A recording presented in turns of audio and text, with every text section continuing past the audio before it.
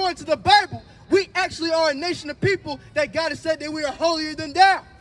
You as God's chosen people as well.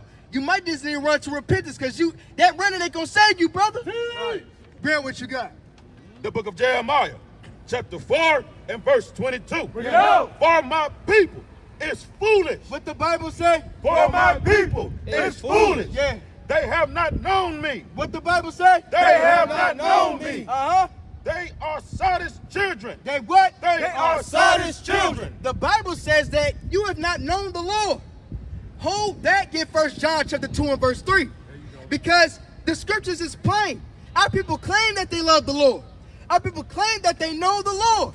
Every time when we ask them, how do you love God? They say, all you got to do is just pray, brother.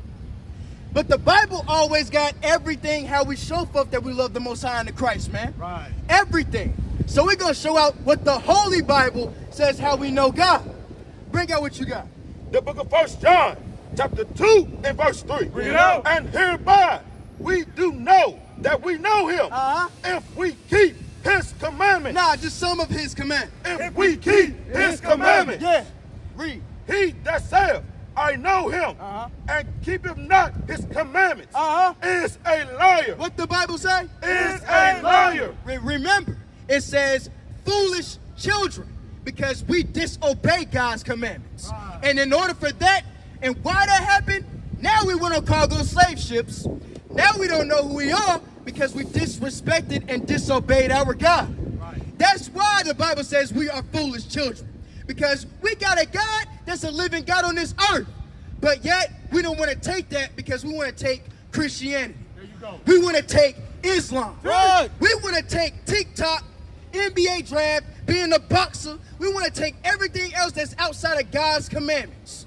Why not come back to this and start observing who you are? Come on. God said that you is God's holy, chosen nation of people. Right. He has not chosen no other nation but you. Right. Why do we take pride in this? Right. How long, you simple ones, you gonna love simplicity out of this foolish cares of America, man?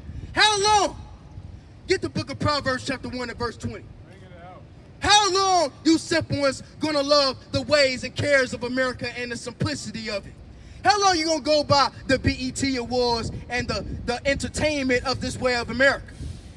Every time our people do something entertaining, nobody comes to us for no advice. Right. Nobody. Hell, I'm gonna ask y'all a question. Would y'all go to Kevin Hart for some advice? Because I damn sure wouldn't. Would you go to LeBron James for some advice? All you gonna know is know how to ball. Would you go to Floyd Mayweather for some advice? Heck no, you wouldn't. All he gonna teach you is know how to box. All he talk about is money, money, money. Bring it out. The book of Proverbs, chapter 1 and verse 20. Bring it out. Wisdom crieth without. She uttereth her voice in the streets. She utters her voice in the streets. You see the holy prophets right among you right now, teaching this word in spirit and in truth. Right.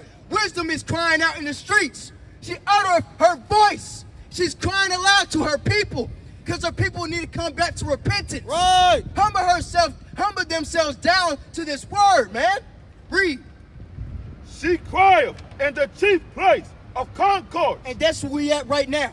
We're at Greyhound bus station, teaching our people who they are. There was once upon a time, it was a black-owned company. We was once upon a time running the whole bus system in Winston-Salem. What happened to that? Now we lost everything because we did not want to obey our God. Right. It's not just about money. It's not about value. It's about the value in keeping God's commandments in these scriptures, man. Right. That's the real value.